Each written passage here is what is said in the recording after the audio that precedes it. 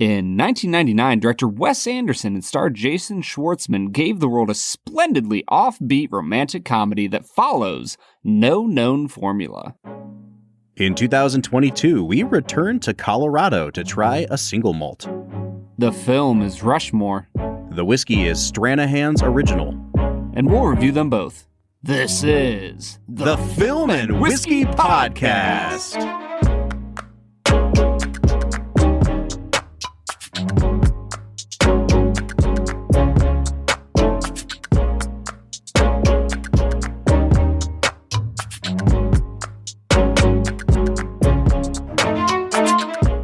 Welcome to the Film and Whiskey Podcast, where each week we review a classic movie and a glass of whiskey. I'm Bob Book. I'm Brad G. And this week we are diving into a mini-series of films from director Wes Anderson, and we're kicking things off with his 1998 breakthrough, Rushmore. Bob, this is like the long-awaited movement back into the territory of Wes Anderson. I've been really excited for this, Brad, because I did not expect you to enjoy the Royal Tenenbaums.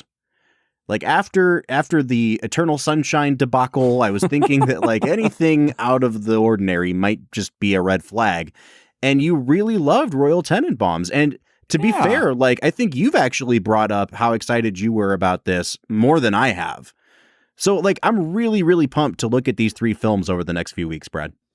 Yeah, I think that when you dive into the world of movies as deeply as we have over the last 2.5, almost 3 years, at a certain point, it's fun to just get a really original, unique vision and sit with it for a little bit. Mm-hmm. So I'm excited for these next three movies, man. You know, I'm going to try to draw parallels between Wes Anderson and other directors and this movie and other movies as we talk today, but this is Wes Anderson's second film. His first movie was called Bottle Rocket that came out in 1996, and it was a very small indie movie that really didn't make any sort of a dent critically or commercially. But it opened the doors for him to make Rushmore, which was a much higher budget comparatively and became a critical darling. And there are still a lot of people out there that would rank Rushmore as their favorite Wes Anderson film. The critic Matt Zoller cites, he calls this one of the very few perfect American movies ever made. So like there's a lot of people out there that think not only is this the best Wes Anderson movie, but it's like a perfect film. And so we're really diving in here with a guy who had made one movie prior and then kind of explodes on the scene, similar to Tarantino with Reservoir Dogs and then Pulp Fiction just being like this atomic bomb that goes off in the indie movie community. Yeah, and jumping into Wes Anderson feels like kind of a big commitment because similarly to Tarantino, the way he constructs a movie is just so vastly different than almost any other filmmaker out there that it's definitely a bit of a commitment, you know? I'm going to say this. I'm going to challenge the two of us as we talk about Wes Anderson for the next 3 weeks to try our hardest to not use the word quirky, because it's not just that it's so overused to talk about Wes Anderson, but from the time Anderson really burst on the scene here in 98 to now, cinema has really undergone a lot of different iterations of what quirky is. And for a while there, it was just like Wes Anderson and people who made movies like Wes Anderson. And I remember reading an article that was about like the new quirky, and it was Wes Anderson. And at that time, it was David O. Russell, who had just made the movie I Heart Huckabees. And they were all about like this very meticulously put together, offbeat kind of comedies that these two guys were making. But I think quirky could mean a whole bunch of different things in today's landscape of movies. And when I think about Wes Anderson, I've been trying to think of words to describe not just his directing style, but his attention to detail. And so I'm going to do my best to be a thesaurus here and use other words besides quirky, because I just think like the word quirky has really lost its meaning a lot, especially in relation to Wes Anderson. Yeah, I think that the main word I would use to describe Wes Anderson after having seen two of his films now would be deliberate. Like, not only is every scene kind of very deliberately lit and the color scheme is all, aligned, and obviously people talk about his symmetry a lot, But even his characters, the way they all act, it's almost like everybody takes a pause to think about what they're going to say next before they say anything. And it seems to be this trademark that he's a very patient director, and he wants all of his characters to come across as well thought and, really working through what they want to say next in every scene. I'm really excited for the 3 films we're doing. We're doing Rushmore, followed by Moonrise Kingdom, followed by The Grand Budapest Hotel. And along with Tenenbaums, I would say those are probably his 4 most well-regarded films. And Rushmore kind of falls right in the middle of the other 2 if you're plotting Anderson out on a spectrum. Because I think that in more recent years, Wes Anderson has gone so far into the stylistic and the attention to detail in the sets that sometimes the story seems to take a backseat, if I'm being honest. And Moonrise Kingdom for me is one where, the attention to detail is definitely still there, but it is all story, all heart, and really seems kind of like an outlier among more recent Wes Andersons. And Rushmore falls, like I said, right in the middle of those 2. Brad, I think the word that is coming to mind for me when I think about Wes Anderson, and it's a word I know I've never used on this show before, it's the word fastidious. And that is a great word, and I'm glad I get a chance to use it. That's what you call a $10 word right there. That's a heck of a word, Bob. Here's the definition. Very attentive to and concerned about accuracy and detail. And that is, if you wanted to be negative towards him, you'd call him nitpicky or finicky, and I don't think that's necessarily the case, but he just loves filling his frames with these tiny little details that only would come from the mind of somebody like him. And I'd be curious to hear about how he is on set, because in my research for Two Facts and a Falsehood, it seems like everybody gets along with him pretty well, which for somebody who is, pays so much of attention to detail, you might not always get. So it seems like he's a director that simultaneously can care for his cast and his coworkers well, but at the same time really bring about a unique vision on screen. Yeah, and I think that he's such an interesting character because he's so unique, but he also shares so much in common with many, many other directors. Before Wes Anderson, I think the king of quirky, if you wanted to call him that, would be Tim Burton. If you watch Edward Scissorhands or Tim Burton's Batman or any of the movies that he produced, like Nightmare Before Christmas, you're oh, okay, I get this guy and his weirdo tendencies.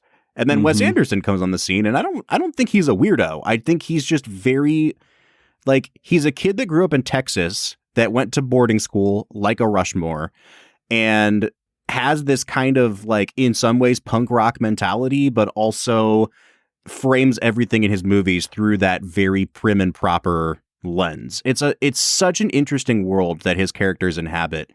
And Brad, I think that's a good segue into talking about Rushmore. This was your first time seeing Rushmore, correct? Yes, it was. Rushmore was a big blind spot for me until about 2 years ago. My wife and I decided to watch through all of Wes Anderson's filmography in order. And maybe this was only a year ago, actually. And so we went through Rushmore. It was the first time I'd seen it. And I wasn't a huge fan, especially for knowing that it was one that was considered a perfect movie. And it was on Amazon Prime maybe 6 months ago. I went back and watched it again, thinking maybe I'll like it better this time. And now I've watched it a third time in the course of a year. So I feel out of nowhere, I went from being totally unfamiliar with this movie to intimately familiar with what happens in this movie. You almost became, one might say, obsessed with it. It's like a theme. It is like a theme. All right, man. Hey, let's jump over to Brad Explains, the part of the podcast where Brad breaks down the plot of the film that he has just seen, often for the first time. As we know, this is Brad's first time with Rushmore. Brad, we're going to give you 60 seconds on the clock. Can you break down the plot of this movie? Rushmore is about a young preparatory school boy named Max. He is precocious and takes part in every single extracurricular activity that he can. However, his grades are suffering because of it. He has the belief that he can overcome any obstacle, but he can't when he meets the first grade teacher at Rushmore, who is a middle-aged woman who is a widow, and he tries to win her affections. He becomes friends with a steel tycoon played by Bill Murray, tries to enlist his help to win over the first grade teacher. However, Bill Murray falls in love with her too, and he goes after her. It turns into quite the love triangle, with Schwartzman's character just going absolutely insane for a large portion of the movie. And he eventually settles into his life as a barber's son and writing plays at a local high school that is not a fancy preparatory school. Boom. Nicely done, sir. Thanks, man. Hey, I don't usually give notes on Brad Explains, but I'm gonna say one quick correction here. Mm-hmm. I don't know if I would call the first grade teacher middle-aged. Like, she's like 35, 36. No, she's like somewhere between 20 and 30, dude. She's just dressed like it's 1998. That's just, everyone wore the equivalent of burlap sacks back then. No. First off, to say that she's between 20 and 30 implies that she could be 21. Well, she's old enough to be a teacher, but she's clearly young. I mean, if she's middle-aged, we're middle-aged, is what I'm saying. Yeah, we are. I don't know. I don't know if I consider myself to be in the middle of my life here. Yeah, I mean, if you do the math on it, Bob, you see if you live the average of 76 years, then clearly 31 years old. All right, is early middle age. All right, so we're gonna call her 30, and we're also gonna say that equates to middle age now. That's fine. All right. All right, man. I think a good place to start is actually just to continue this conversation about Wes Anderson for a minute, because I want to compare him to the director that we just came from, Edgar Wright.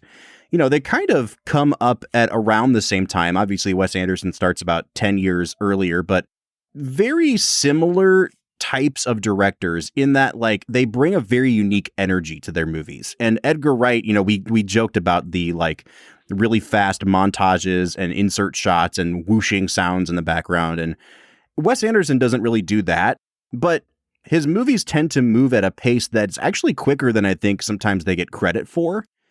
And like, he's really, really good at using montage and jumping from scene to scene in a way that, like, propels the action forward. It's just that his movies are not like he's not making Baby Driver. You know what I mean? Mm-mm. No, he's not. His camera work is very not slow. I already used this word. It's deliberate, Bob. Yeah, but I think sometimes deliberate means, like, slowly paced. And I don't know that either of the movies that we've watched by him for the podcast so far, I would call, like, slow-paced movies. They tell small stories, but they still move pretty quickly. I don't know, man. I will say that this time around with Wes, I was feeling a little bit bored, a little bit slow with the movie. Yeah. I checked how much time was left, and there was still an hour and 6 minutes left in an hour and 33-minute movie. And I was like, this is not the Royal Tenenbaums. No, this movie definitely has some pacing issues. And I think that's probably my biggest nitpick with this movie is that, you know, for me, it didn't really hit until, ironically, the part where Max has kind of decided to grow up a little bit and everybody seems to be making up and the movie seems to be kind of on an upswing. And there's like maybe 25 minutes left in the movie at that point. And that last 25 minutes for me felt like an hour. So yeah, it took a long time. For sure. I definitely think this movie has pacing issues, but I don't know if I would call him a long-winded director overall. No, I mean, in the end, this is falling into the beautiful category that we call the 90-minute movie, Bob. I do love the 90-minute movie. I am such a fan of the hour-and-a-half-long film. And so it's not that this movie takes terribly long to say what it wants to say.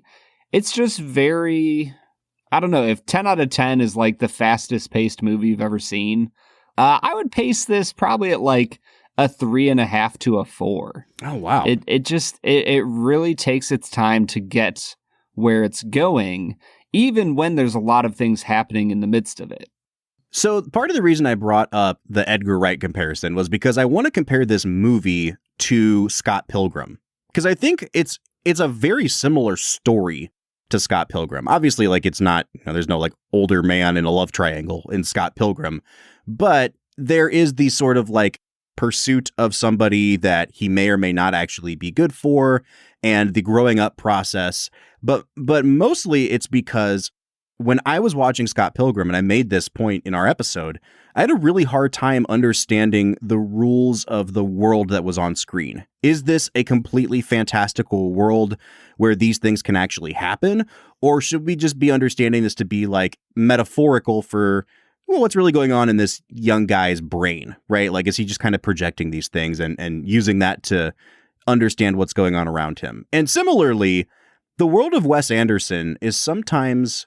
It just sometimes seems like there's eccentric people in a very real world, like Royal Tenenbaums, and other times it seems like these people exist in a completely fake cinematic universe that could only exist in Wes Anderson's head.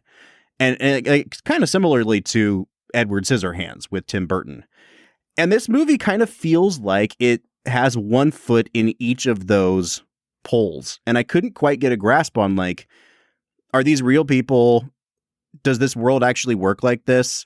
How is this kid getting away with all these things? Or, like, is this just a fantasy world? I will say it feels like Brian Cox plays the most, like, grounded character in the movie, other than Max's dad. And how angry and annoyed Brian Cox gets with him is probably the best part of the movie. Like when he wakes up from his coma and his wife's like, that's the first thing he's said in 10 days. It's just, it's exactly kind of how I feel about Max. And he's like, oh, I don't think he knows it's me. And he goes, it's Fisher. It's so good, man. I do love the very first time they're in the office together and he's telling him like, hey, I'm going to have to expel you. You're like flunking out of every class. And they do the Godfather reference where he's like, hey, can't you just let me float by for old time's sake? And he goes, can't do it, Max. I love Brian Cox's character in this. Yeah, he is brilliant. Getting back to your main point, though, I think, man, the biggest issue I have with this film as a point of comparison to the Royal Tenenbaums is that Wes Anderson has such a unique way of writing characters that, you know, he and Owen Wilson write for this movie, that either everybody in the film needs to be odd the way they are in Royal Tenenbaums, or nobody can. Like the whole world needs to be a Wes Anderson style character, or none of them should be, because I get caught a few times wondering, like, what the heck is Max doing in this world? Like, none of this would work. None of this would make any sense. And yet somehow it happened. So I'm with you. I wasn't as with you as much with Scott Pilgrim, because to me that very clearly felt like a stylized world. But with this one, Anderson seems to be kind of straddling both sides of the equation, and it kind of detracts from the film for me. Well, and the thing is, like, I think sometimes people think of Wes Anderson as this guy who just like lives in a world that is not our own. And that's not true. Like he at his core was raised on certain types of American media that he still has a really deep appreciation for. And he loves really goofy comedies. Like him and Paul Thomas Anderson talk about this kind of stuff all the time. And so, like, I think at its heart, this movie does have that sort of almost like, if this movie was made by Will Ferrell, we wouldn't be having this conversation, because we would know for sure that they were intending this to be a world where stupid and fantastical things happen. And I think Adam McKay. Yes, Will exactly. Ferrell, and like collaboration. I think that's kind of the vibe he's going for in a lot of ways here, that like, yes, just accept that these two men, one who's 15 years old and one who's like, you know, middle-aged, can be having this back and forth war with each other. And that's just the rules this movie works under, and it's funny, and just go with it. But when you stop to think about it for any length of time in a real world setting, the whole thing falls apart. Fun fact, Bob, Olivia Williams is 31 years old when she filmed this movie. I was looking it up as you were talking about her. So there you go. Clearly middle-aged.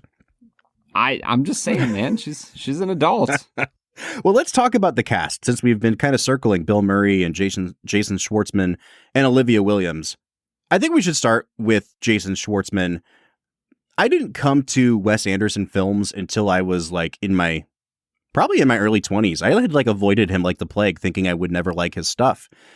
And in a lot of ways, I'm glad I waited because I can appreciate like the style more than I could have. I almost said the quirkiness. I caught myself. You have said that word at least 4 or 5 times since you said we shouldn't say it. I'm trying my best, dude. I've been fastidious about avoiding that word, Bob. There it is. All right, so I'm kind of glad I didn't come to them until my 20s. But because of that, I wasn't really familiar with a lot of Jason Schwartzman's stuff, and I always assumed he was older than he actually is. I just thought that he had been working for a long time, and I was thinking that, he's got to be like in his 40s now, and then find out, he's only in his early 30s. And he makes this movie when he's 17 years old. It comes out when he's 18. And I don't want to consider this like a child performance, but he's not quite 18 yet. And to hang a movie on an actor this young really says something. And I think because Schwartzman has gone on to have such a really great career, we forget that he started here as a 17-year-old. Brad, he's like incredible in this movie. Well, and not only that, but he auditioned against about 15 or 1,600 other people for the role of Max. So he beat out some pretty stiff competition to land this role. And you're right, he absolutely sells the part. I think that Wes is trying to shoot for this visionary playwright, type of trope for his character, and Schwartzman just pulls it off. He is so full of himself throughout the majority of this movie till he does a little bit of growing up. He embodies that idea of the college student who thinks that they're better than the professors who are teaching them. I can literally think of somebody in our undergrad, Bob, that just fits this ideal. Mold. Yeah, and I think you probably know who I'm talking about. I'm going to move away from that before that person sends us angry mail here. But I will say that part of what makes the character work, to the extent that it does work, and it sounds like there may be parts of this movie where it doesn't work for you, Brad, but it works to the extent that Wes Anderson lets you know very early on in the movie that A, he's full of crap, right? And he's lying about all this. But B, he's lying about so much of it because he is so deeply, deeply insecure. That he is a kid whose mom has died, who is ashamed of his upbringing in the face of like all these rich people around him, who's trying to hustle his way to the top, but like clearly has some limitations. Like he's not a good student at all. And he tries to cover for it by being so involved in things that he is good at. And I think it's a really beautiful portrait of, it's a kid who acts like an adult, but behind all that is still very obviously a kid. Yeah, the line where he's talking to his dad and he's like, well, I've tried doing all the things to be popular, but it doesn't seem to work. Maybe I should just go after girls. That's what everybody else is doing. And it just has this feel of this, I know this is like your favorite television show of all time, but it feels like a Sheldon-esque feel from Big Bang Theory, right? That like he's just so far advanced from all of his peers that he doesn't even know how to interact with them on a normal level.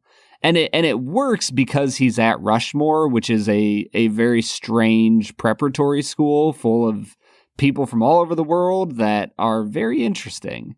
I like when he finally goes to Grover Cleveland High and is in the public school, because there is an amusing just fish out of water. Yeah. Yeah. Where he's just totally, flopping around trying to get his bearings.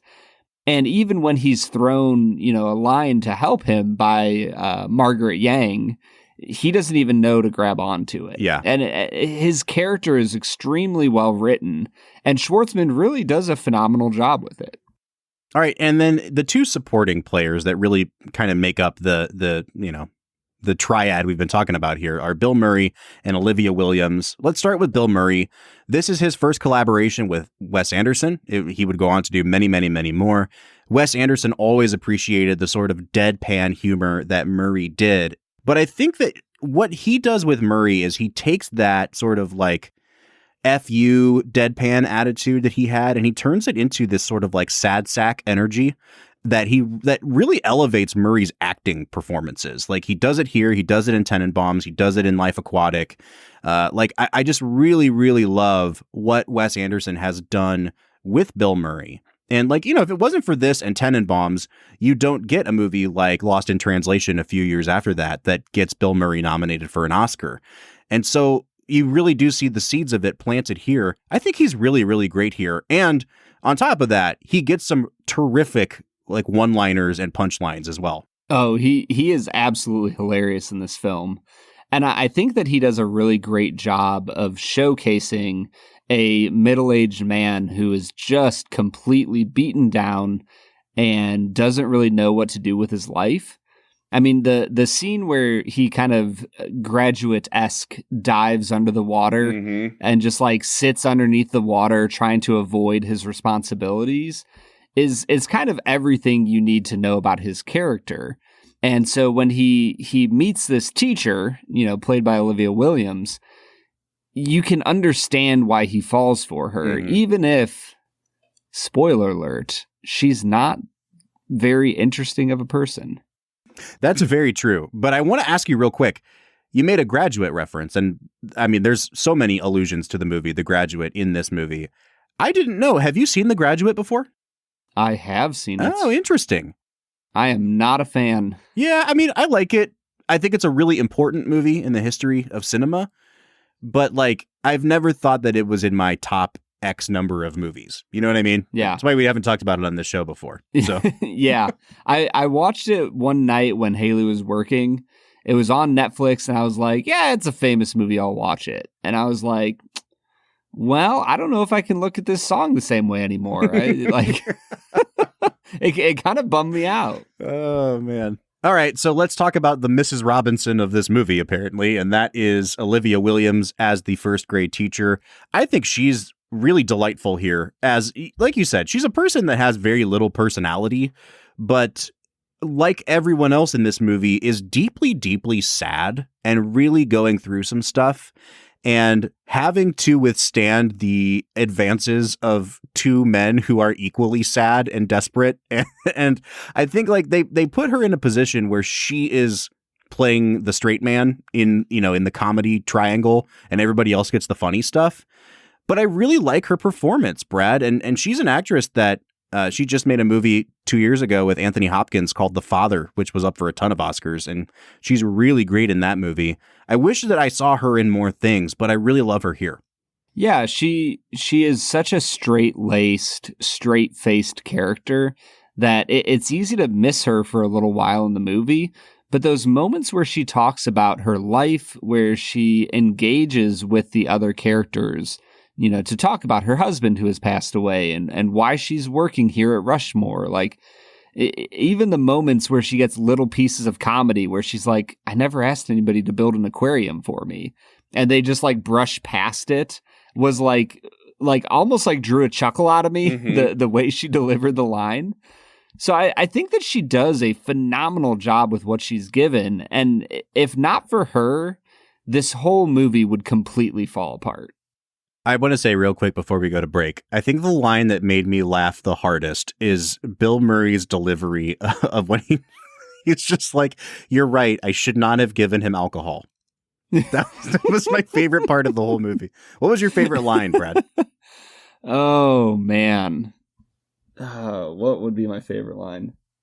Man, favorite line from the movie. I don't know if this is my absolute favorite, but I do love when Max says to Bill Murray, I saved Latin. What did you ever do? That's a great line. And because it's also like, it's kind of, I don't want to say it's sweet. It's really sad. And he doesn't realize that what he's saying is like, dude, you're a kid. Like you don't realize what you're dealing with here. And you don't realize that like what you're meddling in is actually affecting grown people's lives here.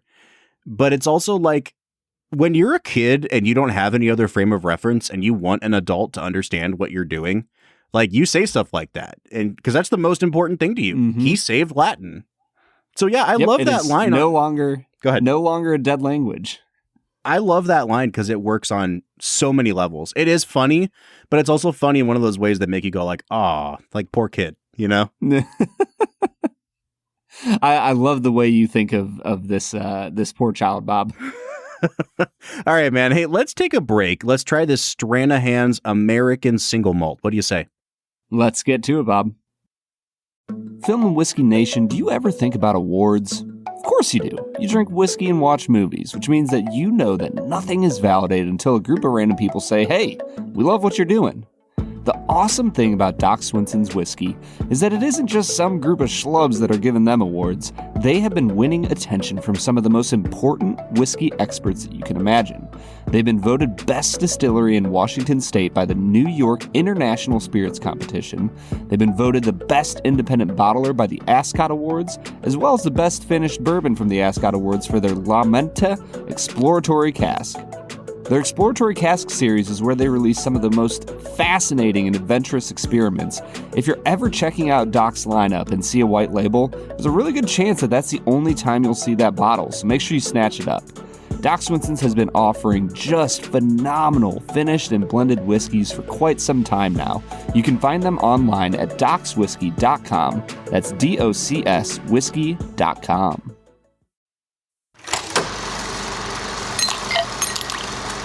All right, today we are checking out Stranahan's Original American Single Malt. It has undergone a little bit of a name change. It used to be known as Stranahan's Colorado Whiskey, which is still the name of the brand, but they've added all these other little bits of language. So Stranahan's Original American Single Malt is what we're drinking From today. Colorado. From Colorado. We haven't had a Colorado whiskey in a while, Brad. We had that one years and years ago, Tin Cup. That's a Colorado one. So it's been a minute. I think Law's Whiskey House operates out of Colorado. So we've done some of their stuff on bonus episodes, but it's been a minute since we've had one that's widely available that we can do on a regular episode. And we're back into the world of malt once more. Bob, the more we drink malts, the more convinced I am. It's a phenomenal style of whiskey. I mean, it's the original whiskey. That's right. It's the OG. The OG. And for a good reason, I believe. So Stranahan's was founded way back in 2004. A lot of the information for this particular expression online comes from around 2017, which is when this was launched. I'm not entirely sure how much of it is still accurate, Brad, but what we do know is that this is 94 proof. It is 100% malted barley. I am a big fan of what I'm picking up on the nose here, Brad. What are you picking up? Yeah, the nose has some really nice, it's got some cola going on with it, but some kind of an orange zest, like freshness as well, that it has this underlying foundation of barley. It's a pretty nice nose. I think I'll give it a 7.5. Yeah, this had some really interesting characteristics on it where I couldn't tell if it was like really young because so like the 2017 notes that I'm finding online say that the blend of whiskeys that goes into this is between 2 and 5 years old. And so at first I was like, oh, this smells really young, but then it had this depth to it that I couldn't tell if it was young or if it's just super unique. But to me, it smelled like pretzel dough. Or a freshly baked sourdough pretzel. I really, really loved that. It had like some dark, bready, almost pumpernickel type notes on it for me too. I got a little bit of so there's some earthiness to it. We're getting into the fall season here, Brad. It reminded me of like walking through a corn maze in the fall where you've got the corn that's like starting to dry out and it doesn't smell like fresh corn anymore. It smells like dusty, like hay almost. And then you're right. On the back end of this, on the nose, I got a lot of cinnamon and a lot of cola. I think this is pretty complex, whatever age it really is. I'm going to give it an 8 out of 10. Yeah, and then we get into the palate. That orange continues to come through, almost like an orange rind. But here on the palate, man, I am getting all sorts of a nice sweet honey and a little bit of like a dark cherry on the back end, mixed with a little bit of like... not even like a mint flavor, but almost like somebody like kind of crumbled up a little bit of mint in the room and you can just barely smell it. It's a really nice flavor throughout. I think I'll give it an 8 out of 10 on the palate. Yeah, I'm going to come down just a step to a 7 out of 10 on the palate. It's sweet on the front. It does taste slightly young, and it has that kind of vegetal note, that weird like weed note that I keep getting on things. Like it has that going on a little bit, almost like some ryes that we've had. And the more I sipped it, the more I realized this honestly tastes like just a slightly more diluted version of that Law's Henry Road malt that we just had a few weeks ago. That had all of these notes on it, but that was 100 proof. This is 94 proof, and I think it reflects that. It's just a little bit more watery, and because it's so similar to that, I did ding it a little bit and gave it a 7 out of 10. Yeah, and the finish here, you start to get some of that oak flavor. The honey is persistent throughout the finish, and it really kind of had a bit of a peppermint feel at the end. Lately, I've been drinking like a good peppermint tea at night, and it really struck me with those notes. It's definitely come down a little bit, though. It's not very long-lived. I'll give it a 7 out of 10 on the finish. Yeah, I'm coming down again, Brad, just like you. I'm down to a 6.5 on the finish. There's just not much of one. Like, it's not unpleasant. It's just kind of short and nondescript. For me, it was red apple peel. It wasn't really even apple. It was just apple peel. And I liked it. But again, like, it got less and less distinct the farther along it went through the tasting experience. So I'll start us off on balance. I think this is a reasonably well-balanced whiskey, but there was definitely a drop-off from nose to taste and then also from taste to finish. So I'm only going to give this a 7 out of 10 on balance. Yeah, I think I'll give it a 7.5 on balance. I think that there's a pretty consistent note going throughout with that orange. And there's a lot of nice honey, a little bit of cola, the barley flavors come through. That it's complex enough that I think it's a pretty solid balance. But when we get into value, Bob, we are looking at a $55 bottle of whiskey here in the state of Ohio.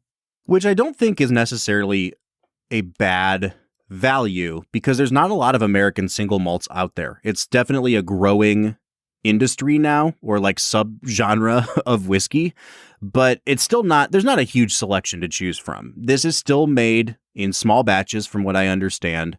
And I think it's pretty good. It's not quite as good as that Law's Henry Road malt we had, but you can't get that everywhere. So it's like, hey, if you could get a whiskey that's like 85% as good as this and it's widely available and it's $55, I don't think that's terrible. I just wish it wasn't $55. I wish they could sell this at $35 and then I'd be like, oh, this is a pretty good $35 whiskey. At $55, when I factor in the market and everything else, I think I'm only going to give it a 6.5 on value. Yeah, I'll give it a 7. I think it's a solid value at the $55 range. It's just not out of this world. Mm-hmm. So, like you said, American single malts are pretty rare, so we'll give it that. But I'm coming to a total here of a 37 out of 50, Bob. Where are you at? I'm at a 35, and I feel, for myself at least, like that's just slightly high for what I would... If you just told me, like, drink this and put a number on it without scoring anything out, I don't know if I'd land on 35. But it's just solid enough to earn that distinction. I think I would recommend trying it at the bar before I'd recommend buying a bottle of it. Like, it's just pricey enough that I don't know that I'd like send someone out to go buy a bottle, but it's definitely not a bad whiskey. Yeah, I'm struggling to decide if I would recommend a bottle. I think I would recommend a pour first, just to make sure you know what you're in for. And if that's good for you, then go for it. But yeah, I think I'd recommend pour, don't buy. Which is not one that we usually do. We usually say buy, don't pour. Yeah, it seems like lately we've been in much more of a buying vein than a pour vein. Usually the scale tips, once you get into the 50 and up range, the pour price isn't going to be enough to make you also just say, screw it, I'm just going to buy a bottle. Yeah. Whereas like a $30 bottle of whiskey, you're still going to pay $5 to $8 for a pour of it, which at that point is like, well, just go spend $30 and you'll get 750 mLs of it. All right, so we are coming out to a 36 out of 50 or a 72 out of 100. That has been Stranahan's original American single malt. Brad, what do you say we get back into talking about Rushmore? Let's get to it. Today's sponsor is a little bit of a departure from our usual area of expertise, and man, oh man, I was blown away by their product once we received it. I am talking about Manscaped. Now, if you're like me at all, you've probably seen the Manscaped ads and kind of wondered to yourself, like, do I really need like some sort of specialty trimmer to take care of my downstairs business? And I've just got to be honest, I was absolutely wrong. Their trimmer is called the Lawnmower 4.0. And I gotta say, it is the Rolls Royce of trimmers. It's got a ceramic blade that reduces grooming mishaps, a wireless charging base, and an awesome flashlight that keeps things illuminated while you're working. And beyond all that, it's waterproof. This thing is really changing the game when it comes to below-the-belt hygiene. Now, this is just me talking about my experience, but this trimmer really is way beyond anything I've ever used to keep things neat and tidy. You can use our discount code FILMWHISKEY to get 20% off your order and free shipping. Head on over to manscaped.com and use code FILMWHISKEY to get 20% off, free shipping, and you will be well on your way to hygiene heaven. All right, everybody, that was Stranahan's Original American Single Malt, a whiskey that's name is much longer than I would have expected coming into this. Yeah, for sure, dude. That's a mouthful. But you know what isn't a mouthful, Bob? Canada's favorite segment, Two Facts and a Falsehood. 2 facts and a falsehood. You have been coming back lately, Robert. Dude, I am 500. I'm 5-5 on the season. And just like any good Browns team, 5-5 is a cause for celebration. I was going to say, that's the goal. Mediocrity is a win. All right, so for those of you who may not have heard before, 2 Facts and a Falsehood is our segment where Brad presents 3 items, all of them as fact, and I have to figure out which one of the 3 is a bold-faced lie. Brad, why don't you hit me with your 2 facts and a falsehood?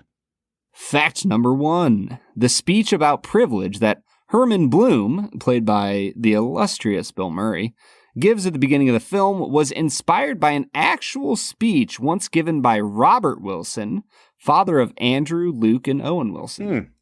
Fact number 2. The play near the end of the film, Serpico, was originally supposed to be a modern adaptation of Hamlet to show how Max believes he is truly greater than the greatest playwright of all time. However, Owen Wilson suggested a play version of Apocalypse Now, which won Anderson over. Nice. Fact number 3. Wes Anderson had originally envisioned Noah Taylor for the role of Max Fisher, but eventually Jason Schwartzman won the role. Anderson did eventually work with Taylor on The Life Aquatic with Steven Zissou.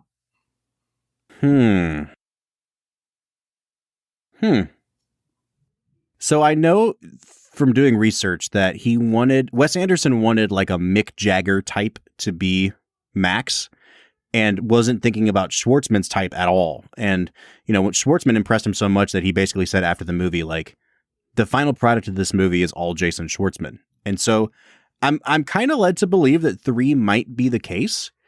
Number 1 also sounds like something that would be real from Wes Anderson's life. I freaking love that scene. So funny, that Bill Murray speech in chapel. So I'm going to say 2 is the falsehood based on nothing more than I just think it sounds like it would be the falsehood. Bob, you are 100% correct. Hey, look at that, dude. You are just on a roll, my friend. I guess so. What do you think you'll do at the end of the season if you are over 500? I'm going to get myself a trophy. I'm just going to buy my own trophy, and it's going to say you're above average. Yeah. Bob, you're supposed to say I'm going to Disney World. Yeah, exactly. Exactly. All right, man, let's get back into talking about Rushmore. Brad, I'd like to hear where you want to go with this because, again, this is your return to the world of Wes Anderson. Maybe this would be a good place to kind of talk a little bit about similarities or differences from Tenenbaums, but I'd love to hear what your thoughts are on this movie and on the 2 Wes Andersons that you've seen thus far. I think that Wes has a really beautiful ability to dive into the human soul. And if there's a strength to this movie, it's that all 3 of the main characters have genuine trauma that has happened in their life. While it's partially like kind of outrageous and you can tell that it is highly stylized, they're all acting in ways that completely make sense for where they're at in their lives. And so I just really love the characters that he writes in this movie. And it's really the only reason the movie stays afloat, because I think that with Royal Tenenbaums, you have a lot more polished of a movie. This one still feels kind of raw. And that makes it funnier at moments and has some higher highs, but I think that there's some lower lows as well. I'm with you. The first time I saw this movie, I was really underwhelmed, especially because the first Wes Anderson I ever saw was Royal Tenenbaums, and then I went back and watched Rushmore, and like it just didn't do it for me. Like I appreciate even some of his more fastidious movies where it's just like all flash, all style, and I think I'd put like Grand Budapest in there. I would probably rank even that above this. And we had a conversation with Jackie Zykan where we talked about Darjeeling Limited. I went back and watched that about a year ago, and I loved that movie. And that's like probably Wes Anderson's most disliked movie. And I still think that it does what it sets out to do better than this movie does at what it sets out to do. It's hard to ding him too much because he has such a clear and unique and singular style that I think he's operating at like 90% of what he can do in his second movie. But it's still very clearly like his second movie to me. It just needed a little bit more tweaking. If he'd made this movie even 2-3 years later, I think it really might be a masterpiece the way that Tenenbaums is, but it falls like just short of that for me. And that's no knock on Anderson. No. Like he is putting together a fantastic movie here that is really engaging and kind of darkly funny at moments and really utilizes Bill Murray in such a beautiful way. I the more I come back to this, the more I'm just like, I think that Bill just knocks it out of the park here. Even looking at some of the smaller characters, Seymour Castle, who plays Bert, his dad, is just such a rock and so loving. Like he might be one of the best movie dads in any movie that we've ever watched. And he's barely in the movie. Mm-hmm. Yeah. But he gives a phenomenal performance, and you see Schwartzman, you see Max, the character, able to be himself when he's around his dad. And I love that the more time he spends around his dad, the more he's able to leave the lies and the deception behind and just be authentically himself. Like, even now as I think about it, I'm like, that's a great writing decision, because if there's anybody who's known for just being authentically themselves in media, it's barbers. Like, as a character, they know who they are. I mean, they're kind of like the daytime version of bartenders. You know what I mean? Like, you just have to sit there and listen to people's problems all day. Yep. And that's it, man. There's no frills. There is no pretension there at all. All right, man, before we wrap things up, let's try our new segment, what we just implemented a week ago, that we're calling I'll Make It a Double. And that's where we pair this movie up with another film to make the best possible double feature. Brad, if you had to pair up Rushmore with another movie, what would you choose? I was thinking about this because you asked me right before we started recording. I think I would pair it with a much, much newer film by somebody you mentioned earlier today. I think I'd pair it with Licorice Pizza from Paul Thomas Anderson. Oh, man. My favorite movie of 2021. I loved that movie. Yeah, I think that the underage male stalking and pursuing a much older female, it fits. Both directors are very interesting in their own rights. They both have their own like dedicated cult fan base. I think there's a lot of similarities there, and I think if you enjoy Rushmore, you would really enjoy Licorice Pizza. I loved Licorice Pizza, man. That is a movie that I would for sure call slower paced. It's essentially a plotless movie, and it's just kind of like, this is what it was like to be a teenager in the 1970s, and I'm going to tell it the way that your memories are, like when you think back to being a teenager. And it has this almost kind of dreamlike aspect to it. Yeah, man, fantastic choice. I actually wrote down a list of 3 movies that I thought that I could pair this up with, and Licorice Pizza was one of them. Hey, and another one of them was The Graduate, which we've already talked about. So I'm going to go with my third one, which is, compared to those other two, it's a little bit more of a stretch, but I think the themes are still there, especially because it's a movie about a boy who has a lot going on in the world around him that he doesn't quite understand. And he meddles in the lives of adults in ways that don't make sense to him in the moment and have really kind of devastating effects. Because when you're a kid, everything you do seems to be the most important thing. But it's his growing up story. And I've vamped long enough. Brad, it's one of your favorite films from the last 5 years, Jojo Rabbit.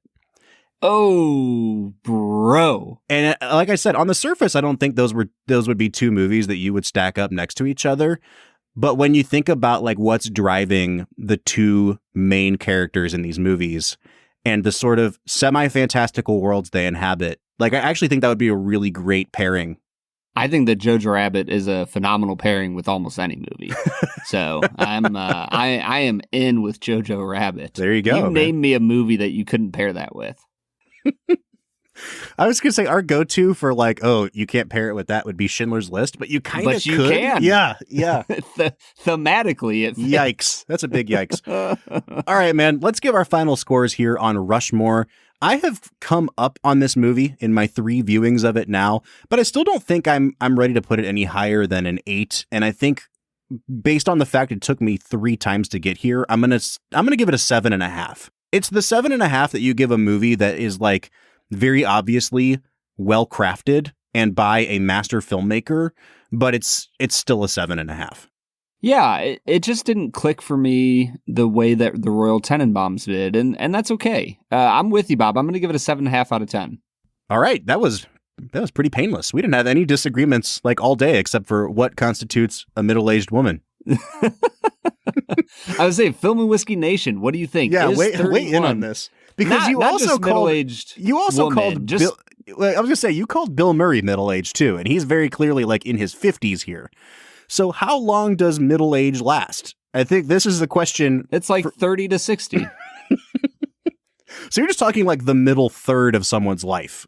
That's you literally just use the word middle. Okay. Yes. I just think that when people say middle age, it's usually like a nice way of referring to people who are in like their late 40s to early 60s. Oh, I thought you were going to say like 38 to 41. That's middle age. I'll tell you what, we'll look it up on Google after this, but I also want to hear what Film and Whiskey Nation thinks. So please let us know what you think of Rushmore. Let us know what you think of Brad's measuring of people's lives. You can find us on social media on Facebook, Twitter, Instagram, and newly on TikTok at Film Whiskey. Or you can jump onto our Discord. We are on there every single day talking to the members of our community, you guys. If you want to join the conversation, you can find a link to our Discord at the end of every single one of our show notes. Next week, we are going to be watching maybe my favorite Wes Anderson film. That's 2012's Moonrise Kingdom. So join us for that next Monday. But until then, I'm Bob Book. I'm Brad G. And we'll see you next time.